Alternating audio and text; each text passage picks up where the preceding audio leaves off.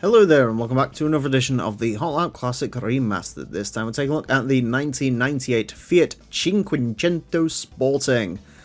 I love this thing. The Cinquecento, obviously an icon in British culture for obvious reasons, but I like this thing a lot. It's just a very tiny, basic, proper, old-school Fiat. Which is both brilliant and horrifying in equal degrees. The sporting version, just look up pictures of this thing. It is so cool. Admittedly, if you tried to drive this anywhere other than Europe, you would die. But it's fantastic, and I love the racing mod on this as well. I think it's based very loosely on a rally car that Fiat attempted to run into certain events.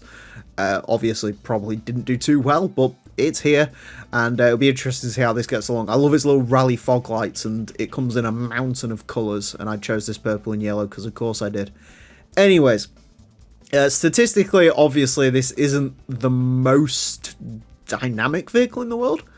Front engine, front wheel drive, 190 horsepower, 655 kilos. Does make a decent amount of torque though, so who knows, we might threaten something in this. Anyways, it is going to get 6 laps of the Motorsports Land track in order to set the best time it possibly can. It's got a weird texture glitch on the rear window. That's interesting.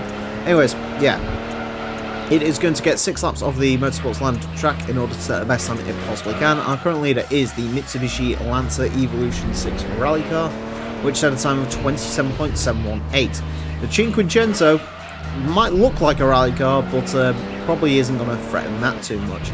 In terms of where this will end up, obviously I don't know, but if I had to guess, this is very much on course to threaten a bunch of key cars, so I'm expecting a 33 from this, and then anything extra than that is bonus. Statistically, it is very, very similar to a key car. The weight is actually a lot lower than most key cars. I think this is significantly lighter than the cars like the Opti Club Sport, which does sit at the bottom of our leaderboard, and even on this car's first run, it has beaten that. And obviously stuff like the Daihatsu moves and stuff, so... But of course it's front-wheel drive as opposed to four-wheel drive, so will that hurt it? Probably not, given how sort of small and diminutive this car is. But we will see. To drive, I mean, it doesn't have enough power to really cause it any problems. I'm imagining this is going to be significantly quicker than the other Cinquecento in this game, or Fiat 500R, as you might know it as, because there is a classic Fiat 500 in this game as well. And yeah, that car is not going to be quick, is it? In the slightest, really. So, yeah, I mean, it'll be quicker than that. It's actually, surprisingly, for the power on this, it is surprisingly slow. I know, you was expecting the Cinquecento to be an absolute flying saucer of a vehicle, but no, it turns out it is just sort of a boxy key car thing. You can probably use this in a lot of key car events, and no one would really bat an eyelid. I think it technically fits the dimension requirements. I'm not sure. We did finally get a good lap out of it, which is good.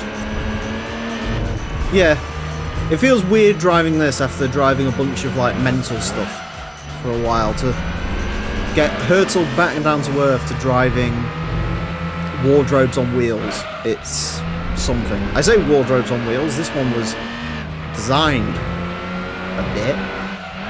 I do think the Japanese in the sort of early to mid 90s were taking design inspiration from this, and of course the Cinquecento, which interestingly enough the Cinquecento was not meant to be follow up to the Cinquecento. That was supposed to be a sort of, there was supposed to be a far bigger update to the Cinquecento, which eventually became the basis for the Daewoo Matiz. Of course, nothing Fiat ended up in the Daewoo Matiz, just the design that was pitched. But yeah, an interesting thing in history to note. 32.360. I tell you what, that's actually quicker than a lot of K cars, and I mean a lot of K cars. This thing is Not bad. I've just seen what it's beaten. Haha, yes! Cinquecento. Anyways, yeah. It's beaten another British icon of pop culture. 32.360. When did it even set that time? I don't even... Yeah. I must have blanked out when it was doing that. Anyways, yeah, 32.360. This car goes into 173rd place. It has beaten the Aston Martin DB6. Yeah. Beats a Plymouth Cuda, Suzuki Cappuccino, Daihatsu Move SRX 4-wheel drive, Mitsubishi Dangan, the Mini. Yeah, just killing loads of pop culture icons here. It is slightly slower than the Volkswagen Polo and the HKS drag car and the CRX, but that's very impressive. It's not quite as quick as the Move SRX 4-wheel drive 97, which is the quickest key car we've had. Oh, and the Subaru Clio. It hasn't beaten either of those, but that is impressive. And like I say, there's a lot of interesting things this car is quicker than.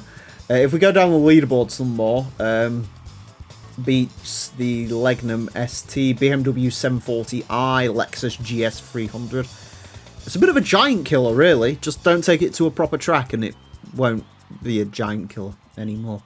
Anyways, that's it for this episode. Thank you all very much for watching. Join me next time when I'll be driving something completely different. Until then, farewell.